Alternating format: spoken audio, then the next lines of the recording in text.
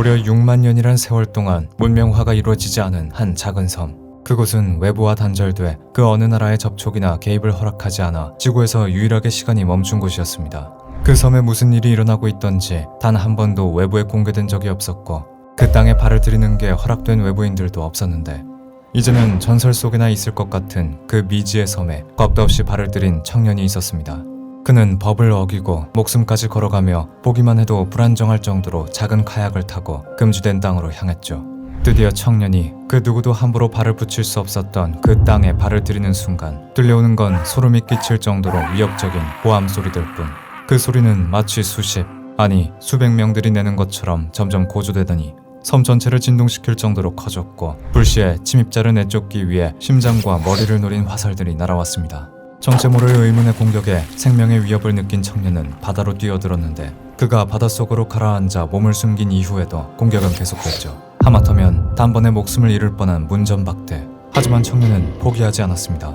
그곳에 대체 무엇이 있는지 청년은 어떻게든 섬에 들어가려고 했죠. 그리고 섬도 그 청년의 마음에 마음을 연 건지 드디어 청년은 화살 세례 없이 섬에 가까이 다가갈 수 있었는데 시간이 얼마나 지났을까. 그날 섬 근처에 간 어부가 본 광경은 세상에 신은 없었다는 걸 믿게끔 만들었습니다.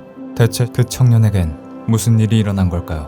섬을 지키는 신의 허락이 없다면 절대 들어갈 수 없는 금지된 땅. 그 섬의 이름은 노스 센티널 섬입니다.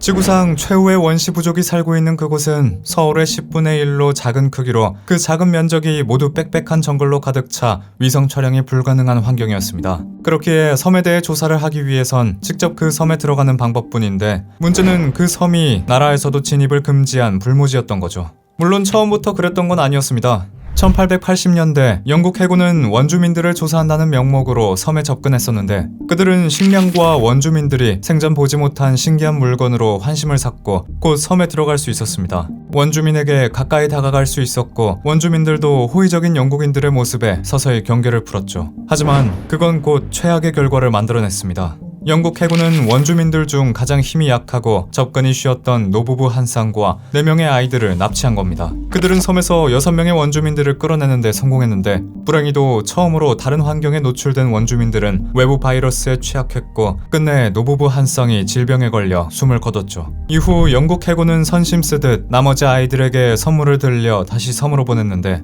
그까지 선물 몇 개로 한순간에 부족의 납치를 두 손 놓고 당하고 두 무고한 죽음을 돌아온 아이들의 입을 빌어들은 그들의 트라우마는 해결되지 않았습니다. 이 사건 때문에 센티널족은 더욱 견고하고 극단적으로 섬의 문을 걸어 잠궜고 외부와의 접촉이 납치가 첫 단추였기 때문에 그들은 외부인을 극도로 불신했습니다. 섬 근처만 다가가도 그들을 위협하는 원주민들의 소름 끼치는 고함 소리가 들려왔고 이내 활과 작살이 날아와 섬 근처로 갔던 많은 이들은 수많은 피해를 입었었죠. 심지어 섬이 위험에 빠졌을 때도 그들의 경계는 풀리지 않았습니다. 2004년 치명적인 쓰나미가 인도양 전역을 휩쓸었을 때 노스 센티널 섬 또한 피해가 막심했지만 원주민들은 정부가 보낸 구호 헬기를 화살 폭격으로 돌려보냈죠. 지금껏 조사가 되지 않은 유일한 섬이기 때문에 이 미지의 섬에 대해 조금이라도 알아내기 위해 사람들은 조심스럽지만 꾸준한 접촉을 시도했었죠. 그렇게 노스 센티널 섬은 정부조차 함부로 건드리지 못하는 미지의 섬으로 역사의 뒤편에 그 모습을 감추는 것 같았지만 그 비밀스러움과 금기라는 말에 홀려 섬 안으로 발을 들인 이들로 인해 또다시 원치 않게 수면 위로 올라오게 됐습니다. 신을 찾아 금지된 섬에 들어갔던 미국의 선교자 존 앨런 차우가 그중 하나였고 우리는 그 선교자를 섬 근처까지 데려다줬던 어부에게서 그날의 이야기를 들을 수 있었습니다. 인도의 한 어부는 그날 금지된 섬에 데려다 달라고 했던 무모한 청년을 기억하고 있었습니다. 2018년 11월 14일 존은 섬에 들어가기 전 13가지나 되는 예방주사를 맞았고 면역력에 약한 원주민들을 위해 자기 자신을 며칠간 격리까지 했었습니다. 그렇게 만반의 준비를 했지만 아주 큰 걸림돌이 있었는데 바로 그를 섬까지 데려다줄 어선이 단 한 척도 없었다는 것. 2006년에 물고기를 잡다가 섬까지 흘러들어간 어부 2명이 원주민들에게 들켜 처형을 당한 사건 이후 인도 정부는 노스 센티널 섬 근처 5km 반경으로는 법적으로 접근을 금지시켰기 때문에 불법을 저지르고 목숨까지 걸면서 그를 데려다주겠다 나서는 어부는 없었다고 하는데 그렇다면 과연 존은 어떻게 금지된 섬에 들어갈 수 있었던 걸까요? 청년이 25,000 루피라는 웃돈을 얻어주겠다고 하더군요. 그래서 나하고 내 동료 6명이 지원했습니다. 25,000 루피, 우리나라 돈으로 약 40만 원 정도 되는 돈이었죠. 그렇게 단돈 40만 원으로 존은 금지된 섬으로 들어갈 기회를 얻었습니다. 다음날 15일 어부는 인도 해군의 눈을 피해 존을 태우고 노스 센티널 근처로 향했습니다. 물론 섬 가까이는 가지 않았다고 합니다. 커다란 어선을 보면 바로 원주민들에게 발각이 돼 공격을 당할 수 있었기에 섬에서 약 1km 정도 되는 곳에 어선을 세우고 준비한 카약으로 존 혼자 섬으로 갈 수 있게 했다고 했죠. 어부는 존이 카약에 원주민들에게 줄 선물들을 가득 실었다고 했습니다. 여러가지 음식들과 축구공 같은 장난감도 있었다고 했죠. 그렇게 존과 선물을 실은 카약은 수백 년 동안 고립을 자초했던 섬으로 향했고 멀리 떨어진 어선에서 어부들은 숨죽이고 그 모습을 지켜봤다고 합니다. 그리고 카약이 섬 근처에 다다랐을 때 내 이름은 존입니다. 난 여러분을 사랑하고 하느님도 여러분을 사랑합니다. 섬 주변에서 존의 목소리가 울려 퍼졌다고 합니다. 어부는 존이 카약에서 일어나서 섬의 원주민들을 향해 외쳤다고 했는데 존의 목소리를 들은 원주민들이 하나 둘 해안가 주변으로 몰려왔고 얼마 지나지 않아 존의 인사는 위험천만한 화살 세례로 되돌아왔다고 합니다. 존의 첫 번째 시도는 그렇게 쉽게 실패로 끝나게 됐죠. 다시 카약을 타고 도망치듯 어선으로 돌아온 존에게 어부들은 이제라도 포기하라고 말했다고 합니다. 하지만 존은 그 다음 날에도 섬에 가겠다고 했고 존은 더 많은 선물을 카약에 실었다고 합니다. 그걸 본 어부들은 뭘 가져간다 해도 그 섬에서 환영받지 못한다고 비웃었지만 놀랍게도 두 번째 시도에 존은 금지된 섬의 땅을 밟을 수 있었습니다. 청년이 섬에 발을 들였을 때 3명 정도 되는 원주민이 청년에게 다가가는 게 보이더군요. 멀어서 자세히 보이진 않았지만 청년은 원주민들에게 다가가 몇 분 대화를 나누는 것 같았습니다. 그 모습을 지켜보는 어부들은 원주민들이 당장이라도 청년의 목을 따는 건 아닌가 마음을 졸였다고 합니다. 다행히 그렇게 참혹한 일이 일어나지 않았지만 얼마 지나지 않아 저 멀리 존이 주춤거리면서 원주민들에게서 멀어지더니 이내 반대편으로 냅다 달려가는 게 보였다고 했죠.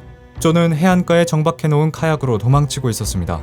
그런데 그를 무섭게 쫓던 원주민들이 곧장 카약을 두동강 냈고 대책 없이 바다로 뛰어든 존은 헤엄을 쳐서 어선으로 돌아왔다고 했습니다. 반쯤 넋이 나간 청년은 어부들에게 그 당시 상황을 설명했는데 처음에 원주민들과 대화를 시도했고 그들도 바로 공격을 할 것처럼 보이진 않았다고 합니다. 조금 마음을 연 거라고 생각을 해 존은 성경책을 들고 찬송가를 불렀는데 그때 갑자기 원주민들 중 한 소년이 그에게 화살을 쐈다고 합니다. 그 화살은 아슬아슬하게 빗나가 존이 들고 있던 성경책을 꿰뚫었고 놀란 존은 그들에게서 도망치게 된 거였죠. 어부는 그 정도 됐으면 존이 포기할 거라고 생각했다고 합니다. 직접 쫓겨봤으니 이제라도 목숨 아까운 줄 알았을 거라고요. 하지만 세 번째 날 존의 입에서 나온 건 어부를 당혹하게 했습니다. 이번엔 날 섬 근처에 내려주고 멀리 가세요. 섬에서 배가 안 보일 정도로 멀리. 아예 떠나도 좋고요. 나는 이제 배로 돌아오지 않고 섬에서 머물 겁니다. 존은 어부에게 원주민들이 경계를 풀지 않는 게 모두 섬에서 어선이 보이기 때문이라 설명했다고 합니다. 어선이 보이지 않는다면 그들이 더 쉽게 자신에게 다가올 수 있을 거라고 말이죠. 어부는 어이가 없었다고 하죠. 아무리 존에게 신을 알리는 일이 중요하다고 해도 어쩌면 그 섬엔 존이 믿는 신이 존재하지 않을 수 있는데 이건 거의 자살 행위나 다름없다고 그를 말렸다고 했습니다. 하지만 존은 그 말을 듣지 않았고 가방에서 뭔가 꺼내 어부에게 줬는데 그걸 받은 어부는 더 이상 존을 말릴 수 없었다고 했습니다. 이걸 안다만 제도에 있는 내 친구 알렉스에게 전해주세요. 존이 건넨 건 바로 그의 일기장과 편지들이었기 때문이었죠. 거의 유서를 맡은 거나 마찬가지인 어부는 그곳에 존을 말릴 수 있는 건 그가 믿었던 신밖에 없을 거라 말했습니다. 그렇게 존은 맨몸으로 바다로 뛰어들어 노스 센티널 섬으로 향했는데 어부는 마지막으로 존을 내려준 다음 날 다시 노스 센티널 섬으로 간 기억을 이렇게 설명했습니다. 우리는 그곳에서 신이 없다는 걸 두 눈으로 확인했습니다. 어선에 있던 어부들은 아주 끔찍한 광경을 목격했습니다. 섬의 해안가에서 원주민들이 무언가를 끌고 다니고 있었고 그 무언가는 바로 그들에게 신을 알리려고 했던 숨을 거둔 모습의 존이었죠. 어부는 아주 오랫동안 원주민들이 존의 시신을 욕보였다고 했습니다. 그리고 망가진 시신을 해안가 근처 땅에 묻는 것까지 확인했다고 말했죠. 섬으로 들어가서 존의 시신을 수습할 엄두는 내지 못했지만 어부는 명복을 비는 의미에서 안다만 제도에 있는 알렉스를 찾아 존의 일기장과 함께 편지를 전해주었고 그렇게 존의 비극적인 죽음은 유족에게 알려졌습니다. 유족은 미국 외교부에 도움을 청했고 인도 정부 또한 얼마 지나지 않아 존의 이야기를 알게 됐습니다. 실제 인도 정부는 그의 시신을 수습해 고국으로 돌려보내려 시도했지만 원주민들의 극단적인 공격과 더 삼엄해진 경계로 인해 무산됐죠. 끝내 존 또한 노스 센티널 섬에 가는 게 거의 자살 행위나 다름없었다는 걸 인지한 상태였고 사고가 아닌 불법적인 경로로 들어간 것이 확인된 후 인도 정부는 섬과의 갈등을 피하기 위해 시신 수습 절차를 중단했습니다. 물론 섬의 원주민들을 살인 혐의로 기소나 수사 또한 하지 않겠다고 밝혔죠. 그리고 그건 미국 정부도 마찬가지였습니다. 이 사건에서 체포돼 기소된 건 불법으로 해군의 눈을 피해 존을 섬 근처로 데려다줬던 7명의 어부들 뿐이었습니다. 두 나라의 반응이 어찌 보면 유가족의 공분을 샀을 수 있겠지만 존의 부모는 그의 편지와 일기장 중 내용 일부분을 공개하며 그 결과를 받아들였습니다. 전 두렵습니다. 이런 일을 하는 제가 제정신이 아니라고 생각하시겠죠. 하나님, 저는 죽고 싶지 않아요. 하지만 저 섬에 가서 주님을 알리는 것이 가치 있는 일이라고 생각합니다. 만일 제가 이곳에서 죽는다고 해도 그들과 하나님을 원망하지 않습니다. 그의 부모는 성명을 통해 아들이 센티널족에게 깊은 애정이 있었다며 아들을 살해한 이들을 용서한다고 밝혔습니다. 또한 국제기독연대에선 존을 선교사로 칭해야 한다는 성명을 발표했죠.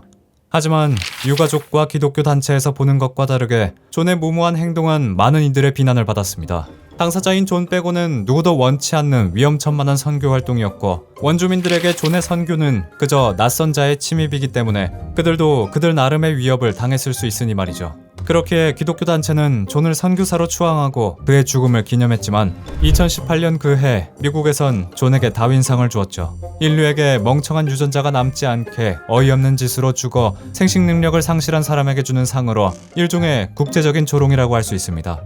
하지만 죽음을 각오하고 자신에게 화살을 쏘는 이들이 가득한 섬에 맨몸으로 들어가는 그의 신념과 아들의 원수들을 용서한 유족의 마음이 모두 신의 이름을 알린다는 일념에서 시작됐다는 건 우스운 것보단 어쩐지 오싹하기까지 한데 세상의 비난과 조롱을 당한 존의 시신은 지금도 노스 센티널 섬 아래 잠들어 있고 섬의 문은 지금도 그 문을 닫고 문명의 공기조차 닿지 않게 조용히 바다 위에 떠 있죠.